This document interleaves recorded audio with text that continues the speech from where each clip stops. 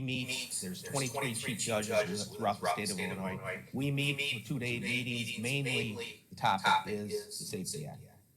Also, together with Jim and Mike and probation and various other agencies that are being affected by the Safety Act, we've been meeting monthly, and we're going to have another meeting in 2 weeks regarding the Safety Act.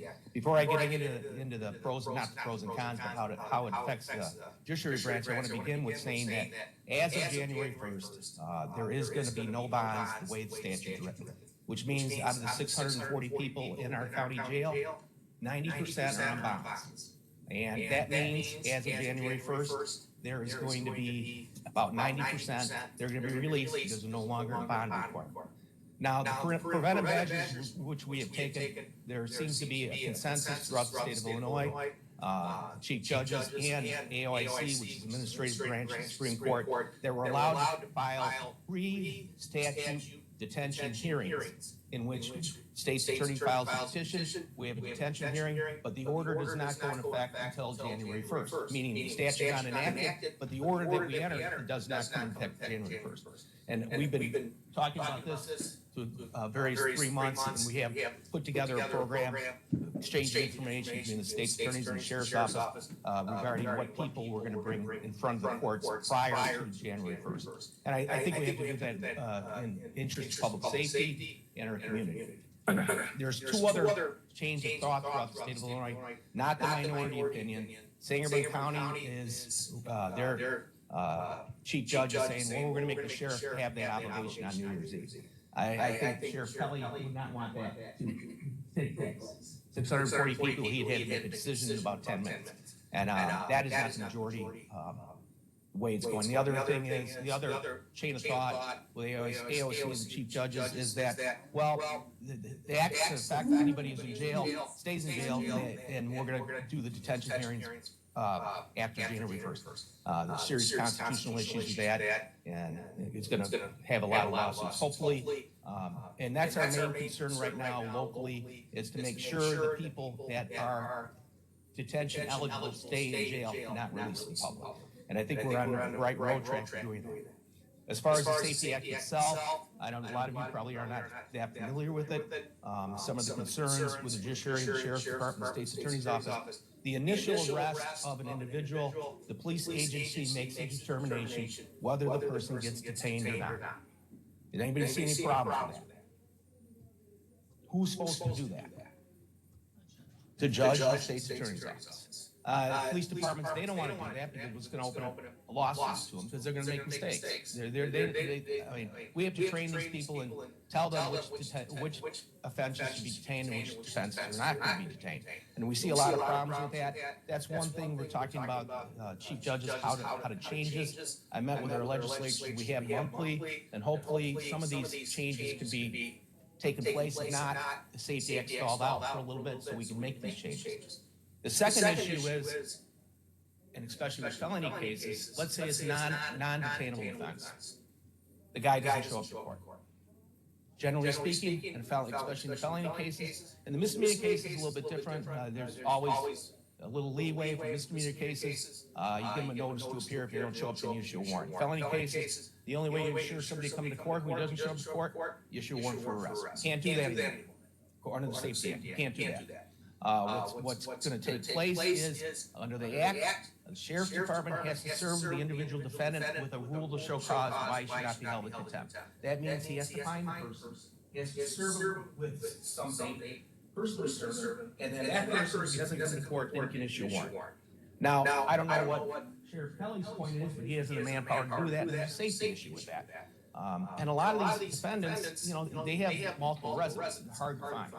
There's no insurance to have these people come back to court.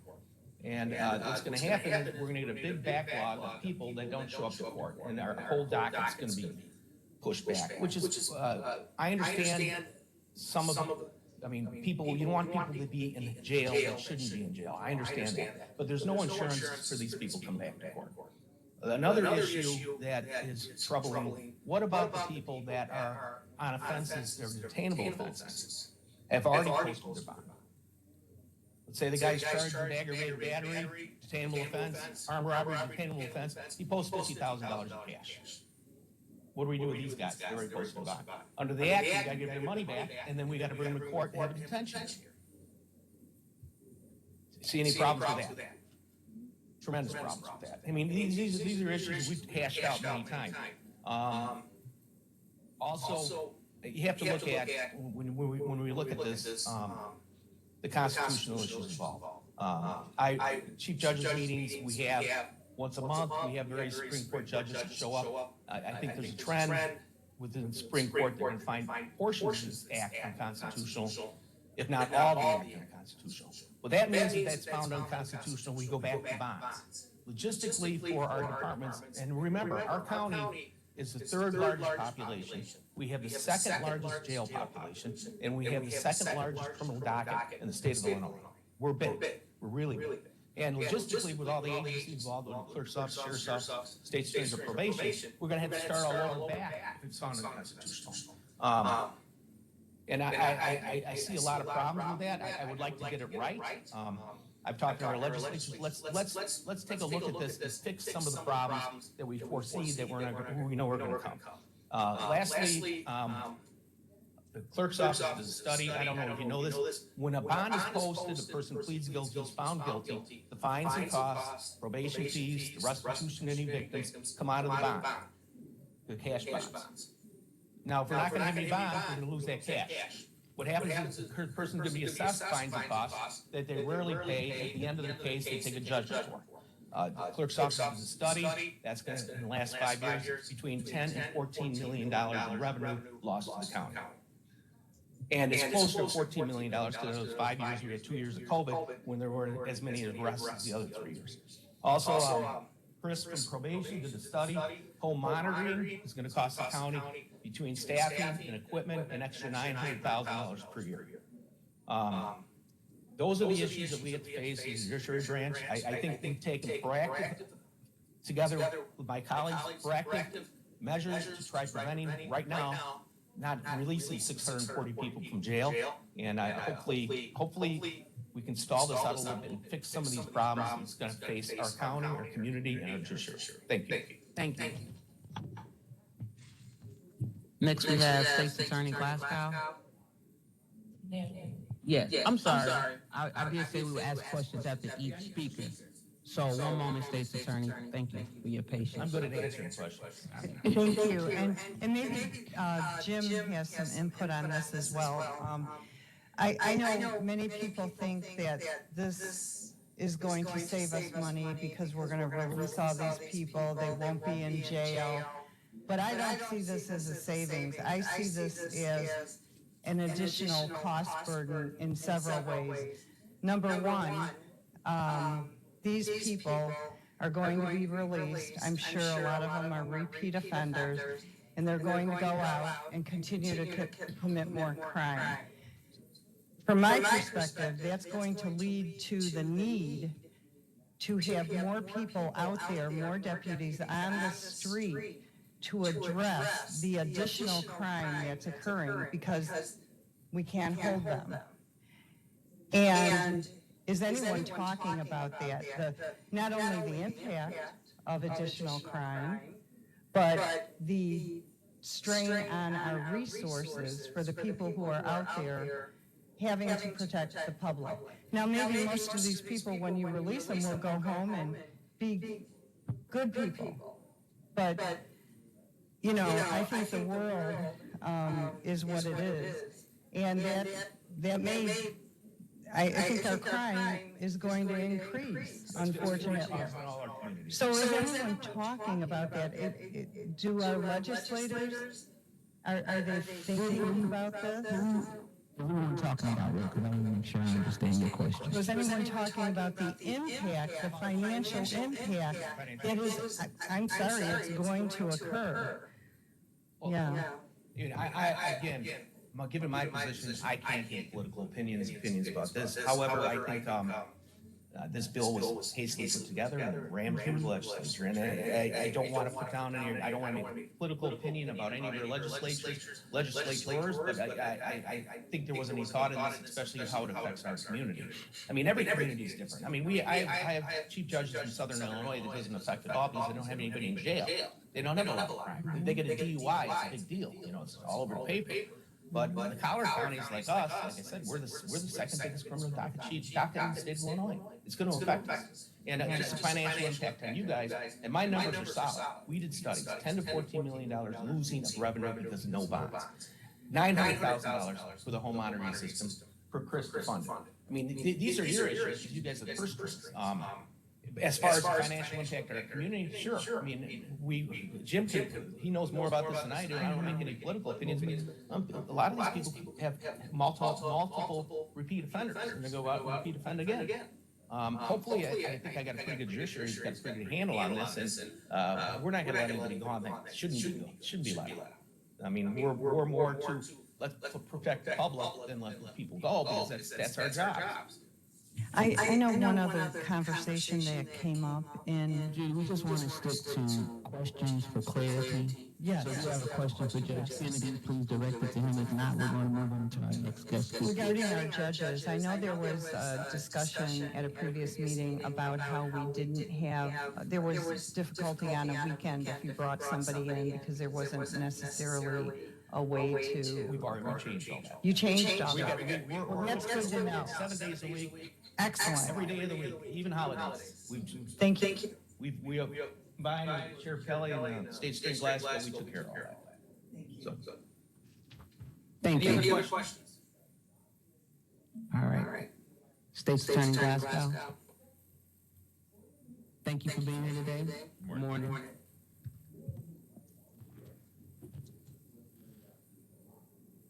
Just to start, this is about public safety. I'm here to protect everybody in this room, our law enforcement officers, my employees, my children, my wife.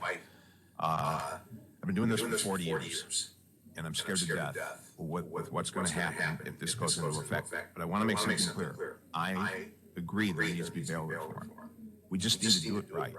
Now, a lot of the people that have talked about this and even worked on the current bill that's in place agree that the New Jersey system is a good system and it's working extremely well. Well, in 2014, they went to referendum and they amended their constitution and modified their bail rights. Well, we didn't do that. Our constitution says that all people shall be bailable with sufficient sureties. And in the victim section, it says the amount of bail shall be sufficient to protect the victim. So you need to go to referendum and change that before you write a bill that says we're going to abolish bail. So just to start out, I want everybody clear, and Dan kind of brushed on this. The bill's unconstitutional, but I don't want to see the whole concept go down in flames. If I stand ready today to work with everybody in the legislature to put together a referendum like they did in New Jersey, modify our bail in our Constitution, and then put in play a law like New Jersey has, which takes into account the needs of Dan Kennedy and myself to protect all of you from the very violent offenders. Now, they've done that, and they've reduced their jail population by 44%. So people that shouldn't be in there are not in there. They have a risk assessment tool that is stringent. And the judge has discretion in a lot of different areas. So the people that eventually get held deserve to be held. But let me just contrast real quick. I've got 90 days to bring people to trial on the new Illinois law. If somebody demands speedy trial, they get out in 90 days, even though that's not the speedy trial. And as you heard Dan say, once they get out, we can't get a warrant. So if you're facing 30 years in jail, do you think you're going to come back when you know that we can't get a warrant? No, that's not going to work. But in New Jersey, they hold those violent individuals. The state attorney has 90 days for indictment and then 180 days to bring the case to trial. And with our incredibly technical prosecutions now, with all the digital evidence and the visual evidence that we have to accumulate, all the forensic evidence, we can't get any serious case to trial in 9 days. It can't be done. And then if you add on to that once this law goes into effect, everybody that gets arrested is looking at 90 days. So it's not just the people that are in the jail that are going to cause a clog. There's 53 people in the Willl County Jail charged with murder right now. And as Dan said, we're talking about doing some hearings before the start date. Well, the problem with that is we went through these, and then we got a bunch of them that we're not sure we can prove a specific identifiable person that they're a threat to, which is required by the statute, which means those murderers could get out. And then we can't get a warrant if they don't come back. Think about that for a second. That's pretty darn scary. We don't want that. And like I said, we can make this work. We can make it work fluidly and fair to everybody. And but the act as it stands, you know, I'm taking a lot of criticism for what I'm doing, but I can't restrain myself because, you know, whenever when I see a problem like this, I have to speak out. I've been threatened, you know, but the good thing is you threaten me, I get 10 times more resolve. So, you know, I'm open to those anytime you want to give them to me. But I have done more for the at-risk community in Willl County, and I just want this in context. Since when I first took office, I created Ceasefire, Character Education Activates Self-Esteem, fostering individuals respecting each other. I raised $100 grand to put character education in district idiocy schools. I started the Child Ad Center. I was the driving force behind a problem-solving course, every single one of them, and I'm still in a management role with those. I've worked with Betty Gavin. I bought her 2 vehicles to transport the kids to various opportunities, the Spanish Center, the Girls and Boys Club. Nobody's ever done this that I'm aware of. I use my forfeiture money and plow it back into the community. I've now had 2 murder cases in my career where law enforcement was upset with me, and 6 years later, I participated in finding the real killer. So you're not looking at a guy who doesn't care about justice, presumption of innocence, and all the things that they've been talking about. I do. But at the same time, I also understand that when you have a Christopher Vaughn, you know, who annihilates his family, you can't drop the ball, and you got to make sure you convict that individual. So there's always a balance, and I just hope that we can get some clarity here because we're coming up on an election. There's a lot of politics going on, and unfortunately, that's conflicting with our public safety. You know, Dan keeps talking about detaining, and I agree with him about that, and I praise him for wanting to do that. But Dan, when you talk about detention, it's 90 days. Okay, we just tried an outlaw for a murder 5 years after it was committed. These murder cases do not turn around in 90 days. It's not possible. And I was just thinking, coming down here, you know, the trouble that the police departments are having maintaining police officers, I'm going to have the same problem in the state attorney's office. Because I take great pride in what I do, and I like to win. I don't like to lose. And if I had to come to work every day knowing there's no way, and I can't, this is insurmountable. I can't possibly put my case together properly. I'm going to start losing cases, and that's going to be very, very dangerous for our community. Okay, so we start out with that. So I'm going to talk a little bit about the statute itself, but I want you to start out with the understanding that the bail bill is unconstitutional. So not a word of it's going to stand. And as Dan said, there'll be lawsuits after the first of the year. You lock up somebody on a Class A misdemeanor, domestic battery, with no way of no bail, no nothing. That's a Class A misdemeanor. And then I've got murderers that I can't lock up because I can't prove a specific identifiable person that they're a threat to. So the domestic battery shoved somebody, a significant other, so that's the person, but the murderer killed the person, and so they're no longer in danger. So you have an attempt murderer who we can always lock up because he was unsuccessful in murdering the victim, so now the victim is the one who's the specific identifiable person. Now, that's ludicrous what I just said, but unfortunately that's where we're at with this legislation. And again, I want to stress too, 2014, they did the referendum in New Jersey. For 3 years, Republicans and Democrats sat down at the table and worked out the details on how they were going to write the legislation. And that's why the legislation is so good and is so fair. Now, the new legislation we have right now put together 6 categories of people who can be detained. The first one tries to mirror what the Constitution says, death penalty cases, life in prison cases, and felonies that are mandatory prison. But then, in order to placate the order protection people, the domestic violence people, and the stalking people, they threw all of those in. Well, that's unconstitutional to the max. most of those are not mandatory prison cases. They're not even eligible. And then they added on a couple more, all the sex offenses and the gun cases. And a lot of the sex offenses are probationable. A lot of the gun cases are probationable. So again, you're running afoul of the Constitution. As Dan said, we have really good judges here. They're fair. They don't lock people up unless I make a case and prove what I need to prove. And when he was talking about the fact that their ability to get a warrant is taken away, that's called separation of powers. The legislature can't do that. What do you need a judge for if he can't even make a decision whether or not a warrant needs to be issued in his case?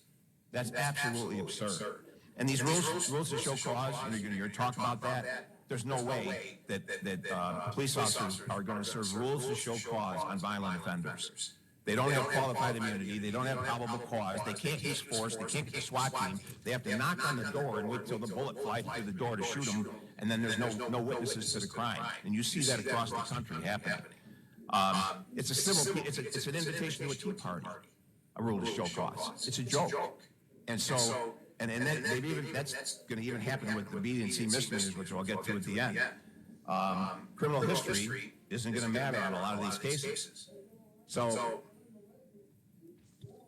I want to just give you a list of forcible felonies, which and the press keeps saying, well, where are these crimes listed? They're not listed anywhere. What you do is you look at who is detainable, and then you figure out who isn't. And burglars, robbers, arsons, kidnappers, second-degree murderers, intimidators, aggravated batterers, aggravated DUI, reckless homicide, involuntary manslaughter, all drug offenses, and all drug-induced homicides. So when you're talking about reckless homicide, you're talking about maybe a guy with 4 DUIs with .30 gets in his car, and then let's say that every day for a week or two he commits every one of these crimes I just read. But he doesn't get arrested on any of them. And so he gets drunk, he gets in his car, which in the trunk, there's enough fentanyl to kill everybody in Willl County. And he hits the bus head on and kills 50 children. Now, I'm not joking. I'm kind of inflating the numbers and everything to make it drastic. He gets arrested, and he gets processed, and then he confesses. He confesses to all these crimes. But he can't be detained on any of them. So he walks out the door. Now that is the most outrageous, ludicrous, cynical thing I can put together, and that's in the current bill. Now they'll call me a liar, but if anybody wants to come to my office, I'll walk you through exactly how we know this is the case. And the fentanyl, that is the biggest killer we have right now. China and is one of the biggest importers. It's coming in over the Mexican border. And if you check with our coroner, she'll tell you that almost all these overdoses, there's fentanyl involved. And we're going to create a situation. I just pled a guy for 20 years on a fentanyl delivery case. From the moment he got arrested, we locked him up on a high bond. He didn't poison any more kids, and now he'll be in prison for 20 years. Under this new law, the guy from the cartel comes up with all this fentanyl, gets caught, goes back, free as a bird. We got the fentanyl, but he's gone, and he'll come back with more the next time. And he'll always come to Illinois because he knows that we can't hold him. So we don't want to create that kind of a situation. Now let's get to the B and C misdemeanors, because that's where it's like right now. Well, of course, we're in a public building, but say we're in a private building. Class B trespass. If somebody comes in, and I don't want to be gross, but public urination is not a crime. So if somebody came in and just started doing their business here, now not in a carpeted on vinyl flooring, so there'll be no damage, because I don't want to throw criminal damage in here. But if they urinated right here in this room with all of us present, and they're trespassing, if we call the police, they can't arrest us. Okay? Now, if he's got a viable ID on him, they can give him a summons for 21 days out. But then it doesn't tell you what to do if he doesn't have an ID. So say he's homeless and he doesn't have an ID. The police are completely stymied. We're stymied because we got a trespasser here that's disrupting our peace and quietude, and we can't get rid of him. And once these people find out about this, you know what's going to happen. There's going to be swarms, and we won't be able to do anything about it.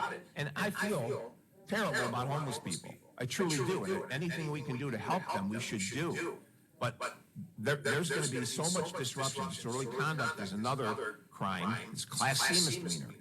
And that's where you alarm and disturb people and breach the peace. The police will come and say, please stop that. And if you have an idea, here's a summons. If you don't know what to do. These guys absolutely cannot be detained. B and C misdemeanors cannot be locked up in the jail, period. At best, somebody could make an argument that maybe you could bring them before a judge at some point. But that's not clear in the statute either. So,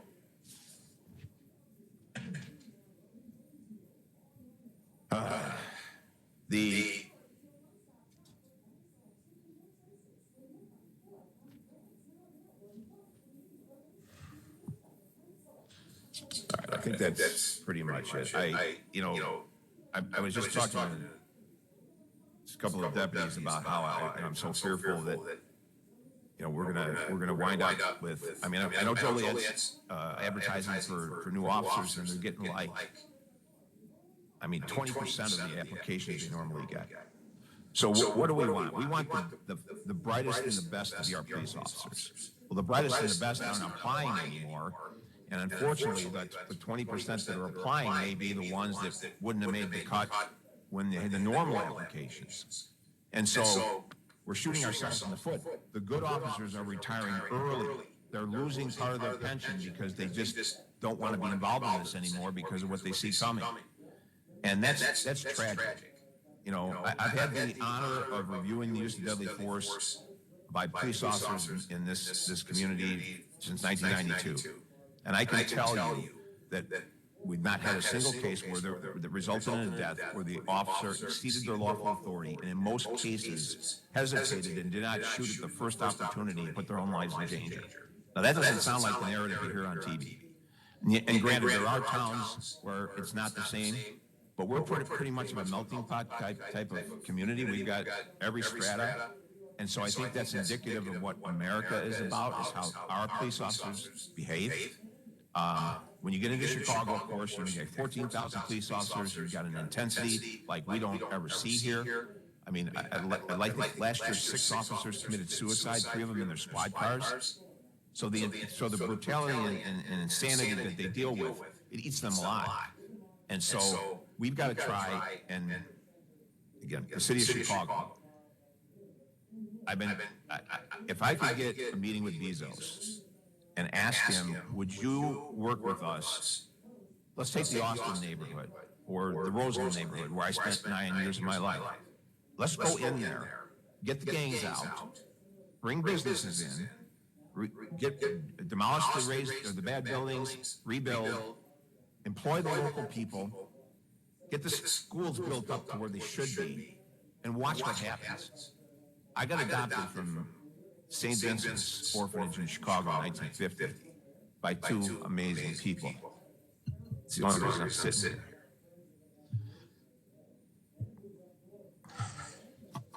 I'm sorry, this is our lives, all of our lives are at stake, but we all can work together and make this work. We can do this, we can keep people out of jail that shouldn't be in jail, and we can do it extremely well, and then you can empower the police and my office and the judges to do their jobs to protect us when we have these violent offenders, and we know they're there. They talk about the presumption of innocence, and I honor that in every case that I prosecute, that forces me to make sure I prove that case beyond a reasonable doubt. But once we do, we're looking in hindsight, well, that guy wasn't actually innocent, was he? Okay? But we still have that presumption of innocence. That's America. That's what we do. And there's the costs that we're going to be dealing with here are pretty hard to calculate because of all the different variables. But yet again, as Dan and I are telling you, if this thing goes into effect, the people who are getting arrested are going to sue and say, you can't hold me. This is unconstitutional. And, you don't have to go to law school to read the Constitution. Do it. Go online, read it. It's as clear as bell. And we know that this legislature knows about referenda because they did one for a variable tax rate, and they're doing another one right now for the Right to Work Act. And why did they do that? Because in the Constitution, there was something they needed to change. But they didn't have time on this one. They were in a pressure cooker.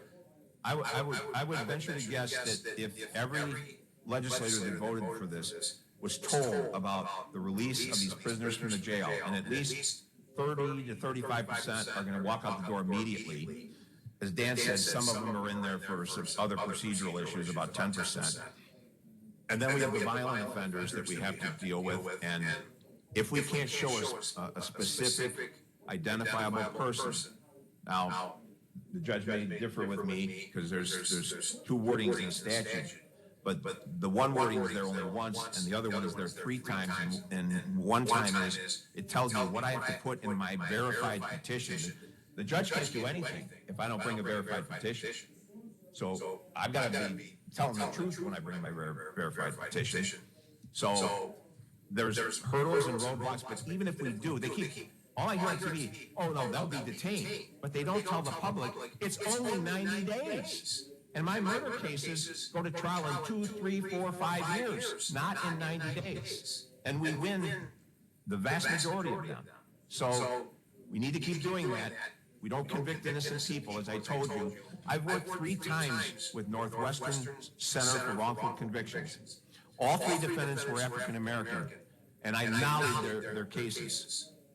2 were innocent, and that came out of Chicago, and the last one, I was called up by the center, and they wanted me to write a letter to the governor, and I looked at the case, and the kid was the driver in a murder, and the guy who pulled the trigger 2 years later, he got convicted of the murder. 2 years later, the guy who pulled the trigger was convicted of second degree. And I said to him, I'm not writing a letter. I'm going to vacate his conviction and make it a second degree. He'd already done 19 years, so we walked out the door. And I'm anxious to see that young man because he was crying through the whole process. And he seems like a really decent kid just from talking to him. And I just want to make sure that he knows that we're here to help him, on his road to recovery. And I've started an alumni association for our problem-solving courts. So everybody that's graduated from our problem-solving courts is going to have a lifeline. I've hired an individual to run that program.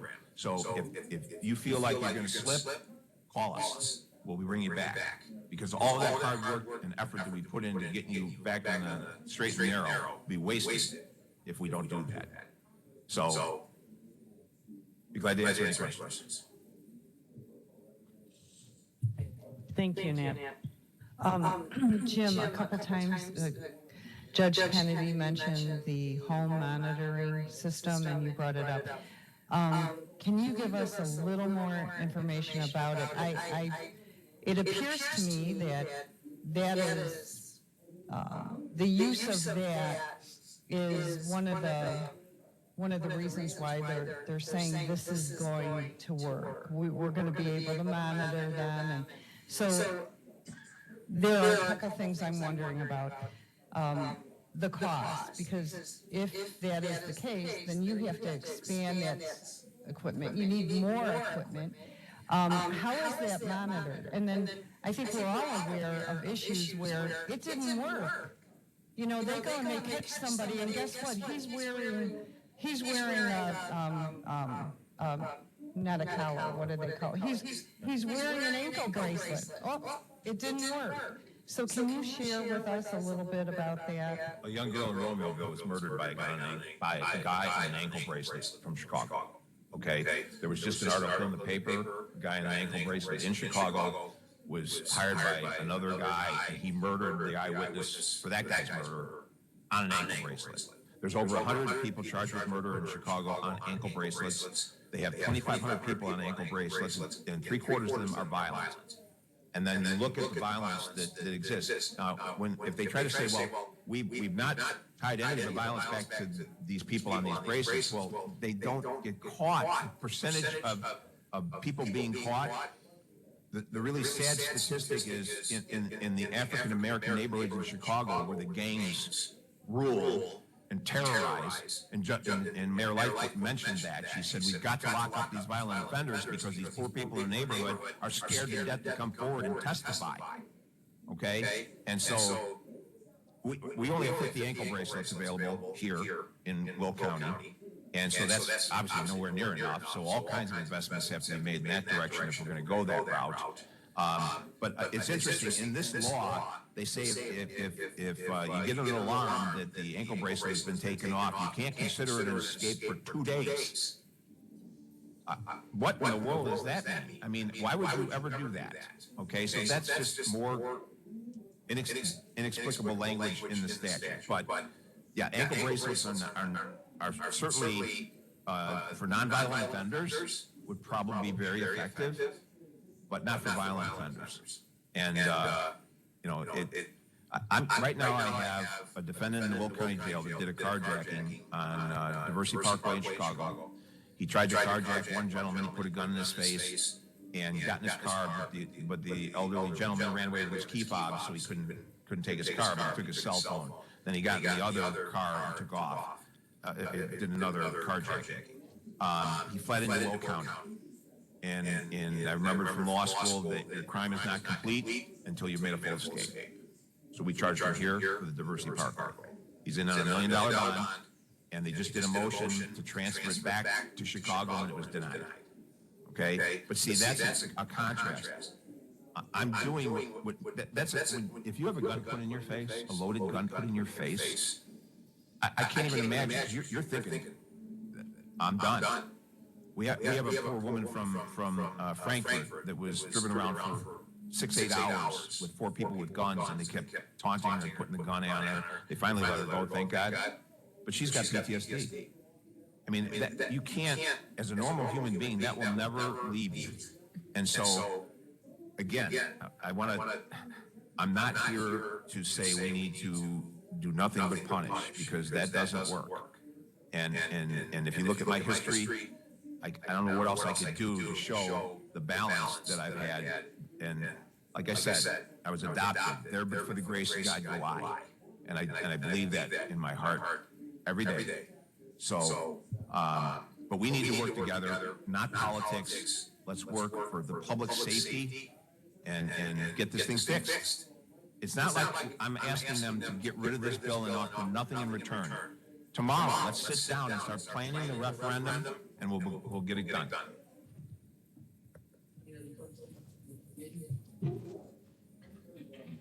Thank you. Thank you. And last, we have Sheriff Kelly.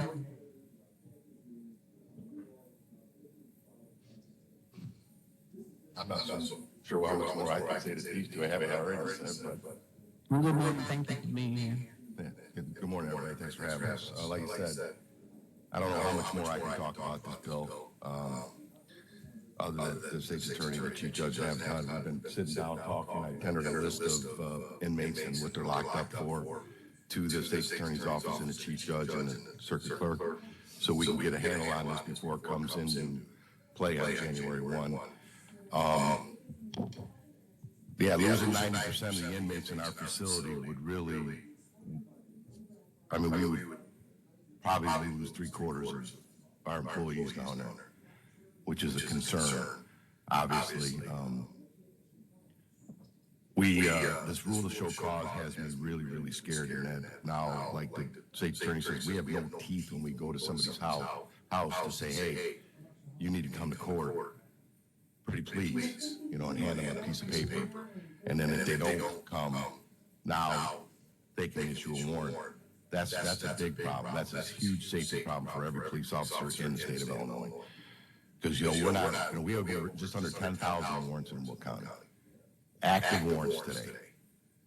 About 9,800 some. About a third of those are felonies, which, as you know, is one of the highest crimes in the state. So when we go to serve a felony warrant, we're not just sending in one officer to knock on a door and serve a warrant. We're usually sending a team of 4 to 6 people, because obviously these are people who have displayed violence in their past. So, we can't take enough precautions to go there. So we make sure we're going to have to expand our civil process division probably by 4 to 5 times of what we have now if we have to go serve these rules and show cause. Minimum. Sure, we got about 12 to 15 in civil process now, so you're talking 45 to 60, we'll probably have to up that division, because I can't just send, like I said, I'm not just sending one person to a door to tell somebody they got to come to court on a violent offense. There's no way. We're going to have to send a team of people there. Mike, recently we approved the purchase of more shields. When they go out, are they wearing Yes. helmets and they are completely, okay, Most of our high risk warrants are served by our SWAT team. okay, Most okay. of them. And so the purchase that's occurring now, is that sufficient? Or is that? Yeah, it should be 50. That's why we upped it, because it was at 35, and I think we upped it to 50 so that we could assure that we have enough of those shields. Okay. And when, Judy, one moment. Was there anything else you want to share before we get to questions? Well, you know, I'm a question and answer guy, so I would rather answer questions. Just making sure, does anyone else on the committee have a question? All right, go ahead, Judy. Go ahead, Judge.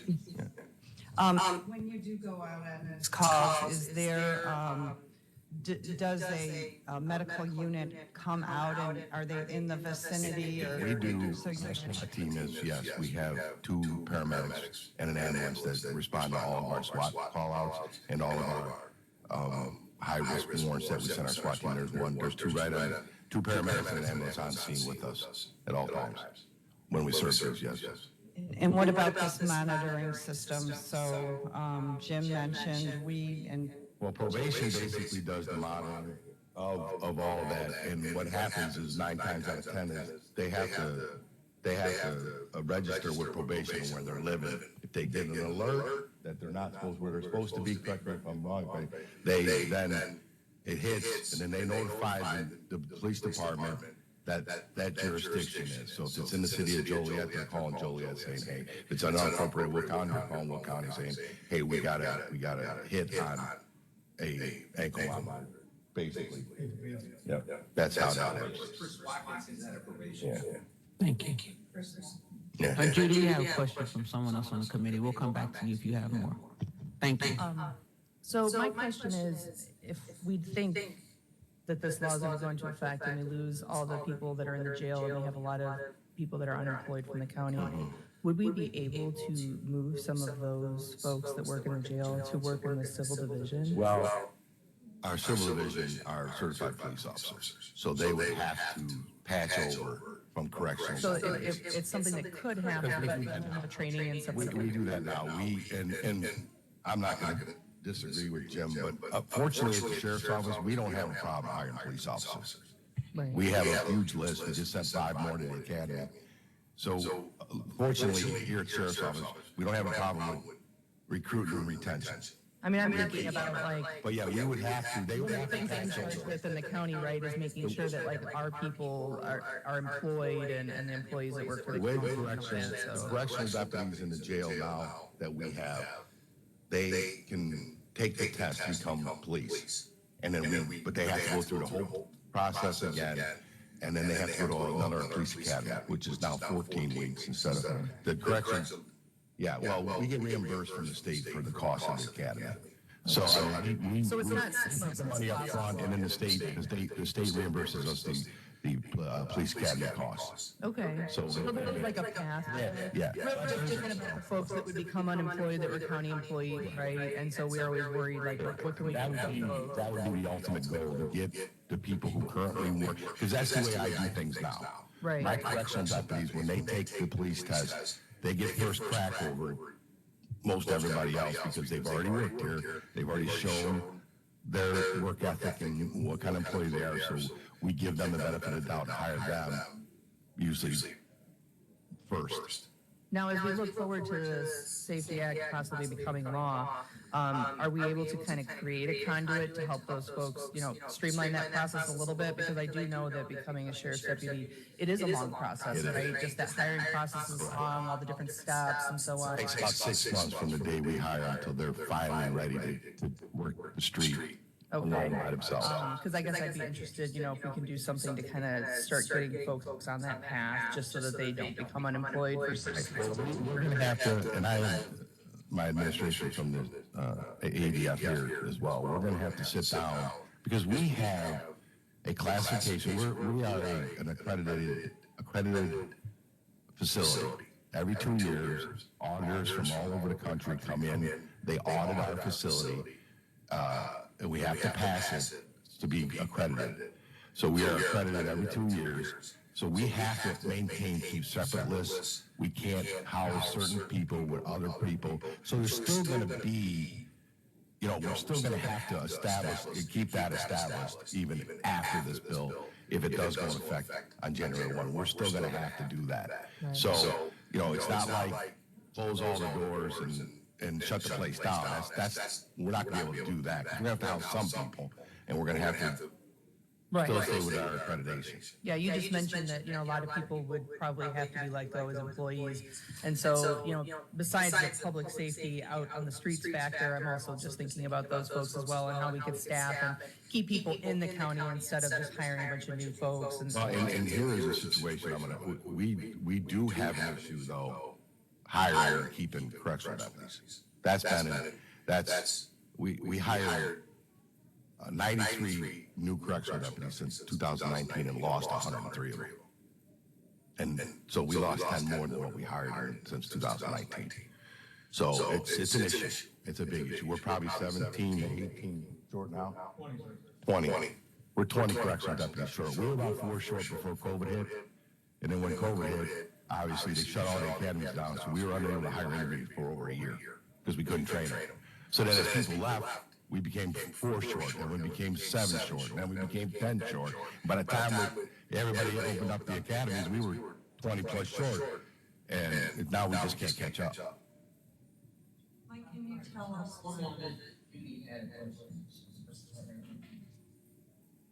So what I'm hearing here from everybody is, and you guys don't want to make it political, I get that, it is so political.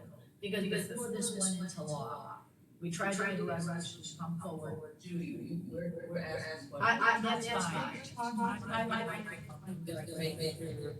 So we're asking questions, but these things need to be said, because we tried to bring it as a caucus forward before this went into law, to make a resolution opposing this legislation. The Republican caucus tried to do that. The Democrats in this room would not let us bring that forward. Even now I'm hearing we're concerned about our people losing their jobs. Yeah, I am too, of course we always are. I'm more concerned about the legislation as it is that causes those people, the innocent people who are out there, who could become a victim, who will become a victim from what I'm hearing, how these people, get out and they're repeat offenders. Granted, some people aren't, but there are a lot of people who are repeat offenders. This is something that cannot be ignored. It cannot be ignored that this is a political thing, that those in this room on the Democrat side refused to hear it, refused to. I had, the undersheriff gave me a whole list of things that I brought forward that no one wanted to hear. So while some people in this room don't want to say it's political, it is damn political. It's ridiculous. I don't care, Natalie. And then we're going to twist it, and Amanda's going to sit there and she's going to worry and come forward. No one says anything. She should be this serious about that. Say, You have a question? I'm not saying you should not speak. I'm saying this time is for questions to our guests, and you can have your comments, which are limited to 3 minutes, at the end of the meeting. limit myself to what I brought. Let me interject something. Myself, Judge Kennedy, the state's attorney Glasgow, have been in meetings multiple, so there is things being done. There was 2 trailer bills that were passed for this bill, under the onus that we were going to meet again with legislators to get this portion of it also fixed. So that's what we're doing now. We're meeting every month with legislators, myself, Judge Kennedy, State Attorney Glasgow, giving them what we believe. Mr. Hasser, my administration met with Mr. Hasser and his crew to tell them the concerns we had to hopefully get this changed. And that's what we're working on now, is we're still working on trying to get it changed. And I think we might have made a little headway. But it's our understanding that, it's my understanding that there is going to be, I talked to the executive director. Oh, it's Sorry. Hit the star. No. Do I? I spoke with the executive director of the Illinois Sheriff's Association this weekend. He was contacted by legislators to sit down this Thursday with them to go over the people who this affects, being police officers, state's attorneys, judges, to try to another trailer bill, to write up language for another trailer bill. That's supposed to happen this Thursday, I was told. So we are making some headway. We are. I don't know what this body's doing. I don't know. This body is this body, but I know what we're trying to do, which so far has been halfway successful, and hopefully we can also get this one changed as well. So we are meeting constantly, Zoom meetings, WebEx meetings, trying to get this straightened out. Every single, well, the three of us are for sure, without a doubt. So, like I said, I don't know what this body does. I know what we're doing behind the scenes. I know what the calls we're making and the decisions we're trying to get them to make to get this modified. So we are doing our due diligence. Could we get what those trailer bills changed? And then, I could give you the number of old trailer bills and you could pick them up. You can look them up and do you know what they're handy? 3443 and hold on. 3512. Those are the two trailer bills that were. They're already passed? Yep. And then one more question. This is the question. Why is it that we have a hard time keeping our correctional officers? Or is there something we could do to change that? I mean, I know being somebody in a jail is hard, but is that just the main reason? You're not going to like my answer. More pay. Honestly. DuPage County just passed a bill, but just passed their contract. Their correctional deputies are going to start at $12,000 more a year than ours. And Kane County just passed a contract. They're going to make $10,000 more than ours. And top out it, just as the same amount. So money is a big issue with that facility. And that, I mean, I know money is tight, I get it, but if you want my honest opinion, that's going to be it. Because, we have one of the safest jails, probably the safest jail in the state of Illinois. Really, we do. And we've had some attack on staff, don't get me wrong, it happens, but for the most part, it's a safe, good place to work, but now we're going to have to talk So about we're it. losing guys and girls to Other departments. And now the DuPage is 12 short. They're 12 short. They're short everywhere, especially in corrections. Everybody's short. Every single jail is short. They're 12 short. So we're going to have a line of Willl County correctional deputies probably lined up in DuPage to take out their applications so they can leave or go there. Because trust me, it's a lot easier and a lot cheaper to hire somebody who you won't have to train already, who's always been in the business for 1, 2, 3, 5 years. You can just let them right over, put them through your however many weeks in-house training you have, and you save time and money.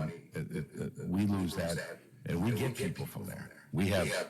I hire laterals from other police departments at the sheriff's office all the time. Especially if we get in a pinch where, unfortunately, I have to terminate somebody. Now, all of a sudden, we're short that person, and I don't have no cabinet spots because I already have it full. So now I got to hire somebody. The best way to hire that at that point is a lateral, someone from another police department that already you don't have to train. Send it to the academy, you just got to come through your in-house field training. Thank you. Chair, we have some questions for statistical reasons. You said there's about 10,000 ratings out there. 9,800. And 1/3 of them are for felonies. Has anyone been killed in the line of duty issuing any of those 10,000 warrants?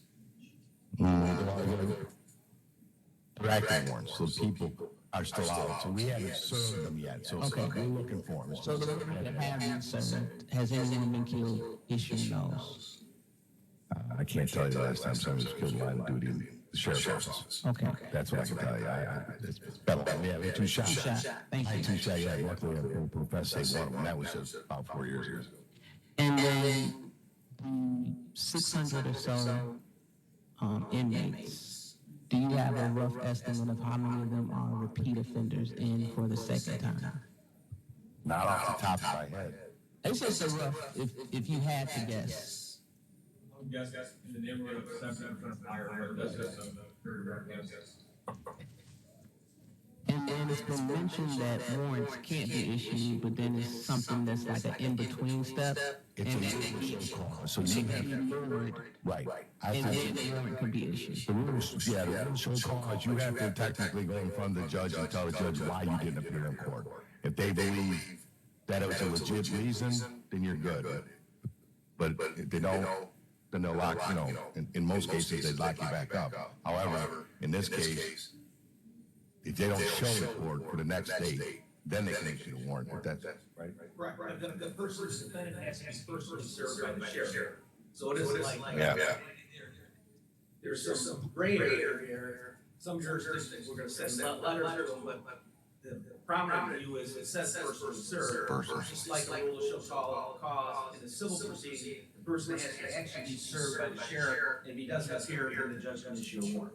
In some cases, there's substitute service where you can serve someone in the house who's an adult in behalf. So if you're married, your spouse can take it from, and then give it to you, obviously, when you come home, whatever. But in this case, you can't. You actually have to serve the person who's on that rule of show cause, which that's going to be a logistic nightmare.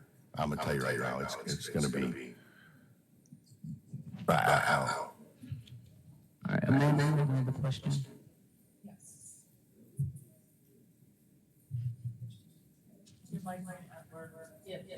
Oh, there we go. It wasn't working before, so I have faith in it. So what would be really helpful for us, I think, as a legislative committee, is to look at very specific items that we can ask for change, because I highly doubt, right, that the states can say, you know what, Willl County, we're just gonna scrap this whole thing.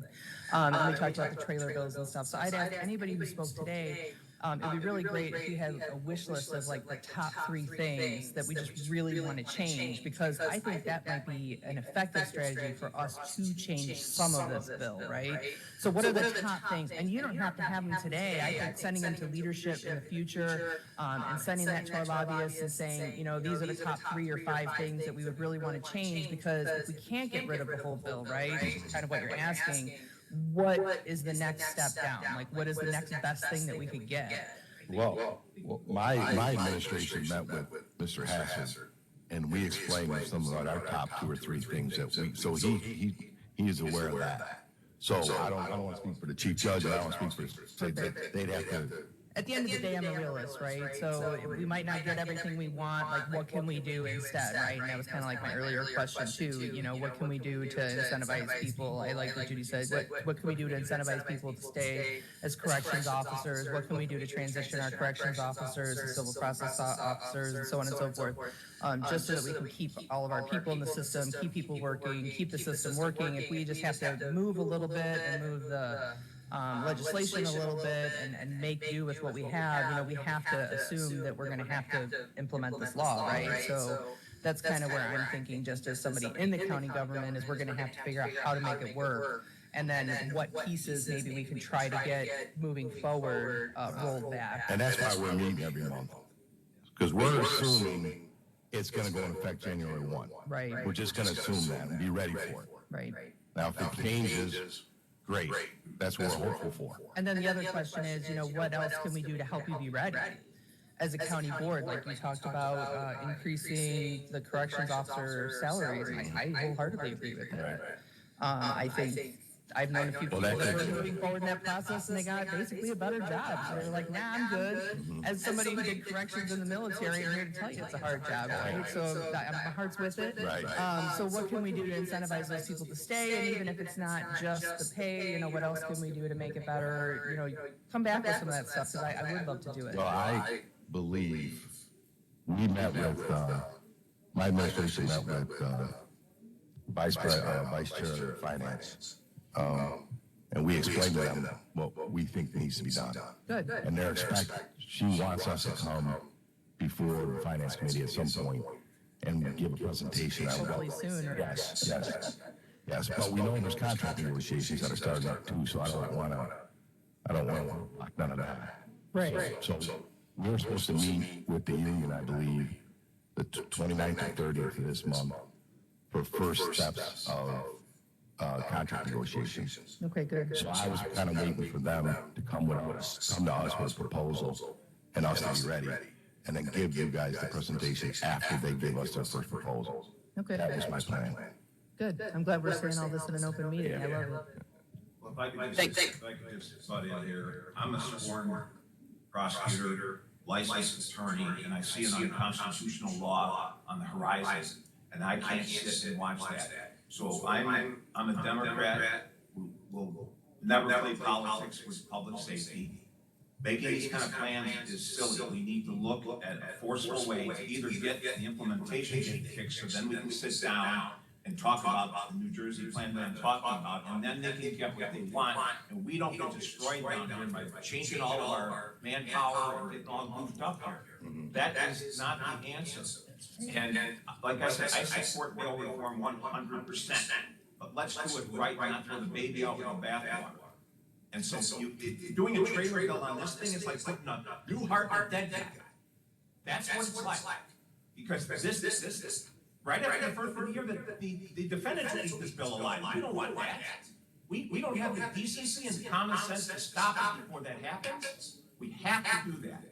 And I'm ready to work, all the State Attorneys Association, we're lined up, waiting to help and get this thing done.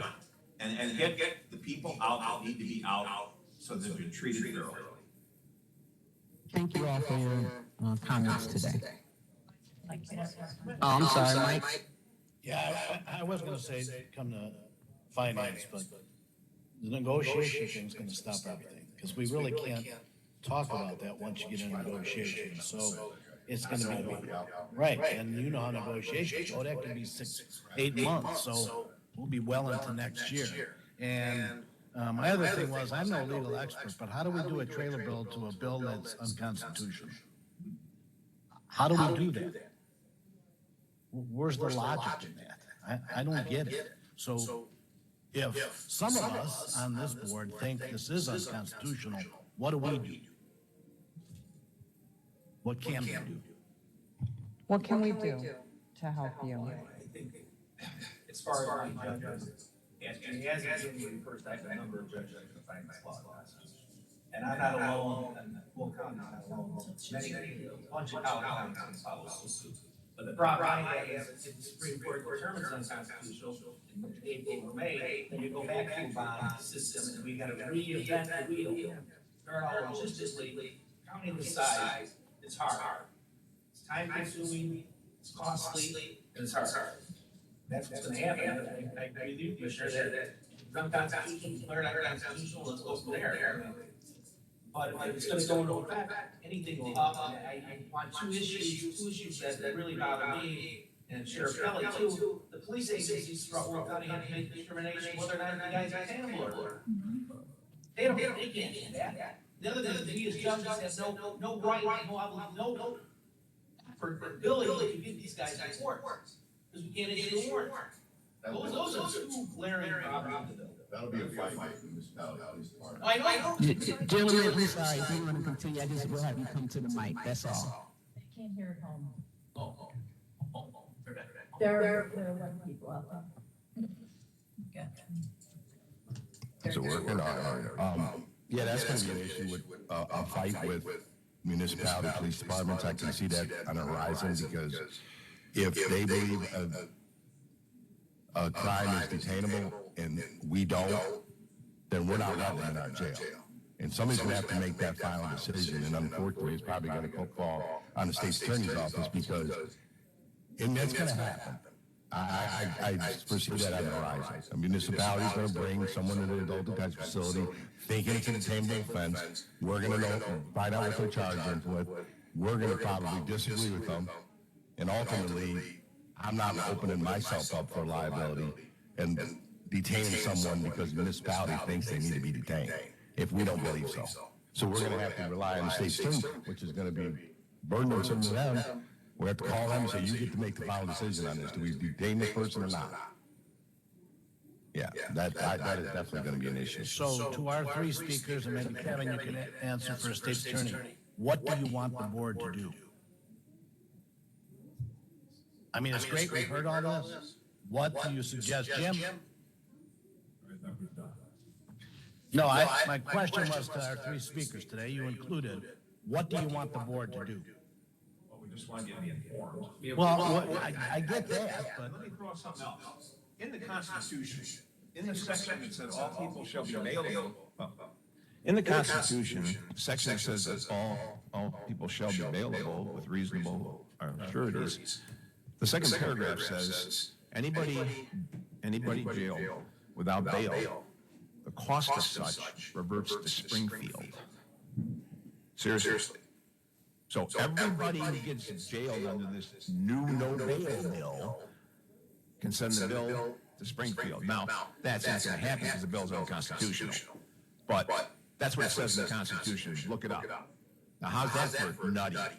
I don't even know if they know that's in there. Because would the legislature pass a bill that sends a gigantic bill like that back their way? I don't think so. But again, it's there. But as far as what, we just need to try to get this thing kicked. And is there any chance? I mean, really, either yes or no. But I mean, if it does happen, then And please state your name and come to the mic. I'll get up.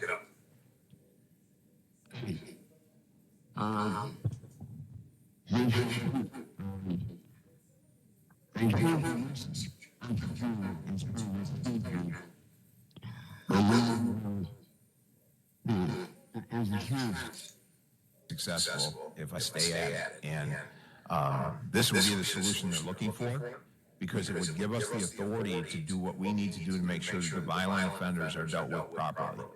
And I wish all of you could see what my attorneys go through when they put on a trial. When I tried Peterson, we worked 14 hours a day, the whole team, every day, 7 days a week. We just told our families, you're not going to see us, and that's what it involves. So you go to a trial and you see, the judge is there and the public defender is there, and I'm not saying the judges don't work, because they do, but they don't have all this other ancillary stuff that we've got to do.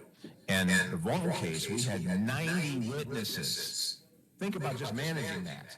And you don't just have 90 witnesses, you have to pre-try every one of them. You have to know them, they have to know what you're going to ask, you have to know what they're going to answer. And so if you start stacking trials on people, when they have a trial of that intensity, they can't be preparing their next trial. So they're going to drop the ball, and we don't want that. Nobody wants that. So from the standard of fairness, though, if you look at what we do here in Willl County, we would stand up against any state attorney's office in the country on fairness. And if you don't believe me, call Northwestern. If you don't believe me, look at the 2 murder cases I dismissed. I'm not just talking. I've been doing this since 1982. And in 1984, I'm a young attorney. I exposed perjury in a drug case by a police officer. And I did my own investigation, contacted the paper boy, got information different than I was getting, and that case wound up blowing up, and people got sued and whatever. But I did the right thing. Was it popular? Hell no. But I've done that my entire career. And I lost the election in 2000 because for one of the reasons was one of those murder cases that I dismissed. There was a lot of animosity towards me for doing that, and then 6 years later we caught the actual killer.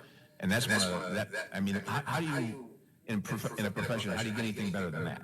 So hopefully we can all come together, because I appear to be the Democratic fly in the ointment, and I'm in there for the right reasons. And if I can bring you all into the appointment with me, we can fix this. So would a resolution from Willl County Board asking for extension of implementation for 6 months help? That can't hurt. That would be great. Yeah. That would be up to the rest of this board. I'm not on this board if you want to make that resolution. I'd like to make that motion that we send a resolution indicating that we would like to see a 6-month delay in the implementation of this bill. And I'd also like to add that I want our law enforcement, our judicial representatives, everybody who this bill impacts, a part of the process, transparently working with these legislators, whoever the parties are that's driving this legislation, they're the voice that needs to be heard, because this impacts them and their safety and the public safety. So I'd like to make that resolution. make a second, a resolution for that tonight. And can we have a roll call? Yes. Yes. Yes. Yes.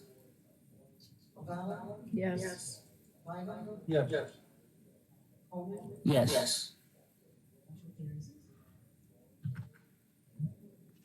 God, I can't thank you guys enough. Thank you. And please, let me, if you want, I'll come back, I'll discuss the New Jersey plan, I'll show it to you. There's about a 6-page summary, I can email to all of you, you can read it. Then I'll send you some articles that have been written by liberal writers who say it's working, and here's how it's working. So, Thank you. Can I Thank make you. a comment? Can we have comments?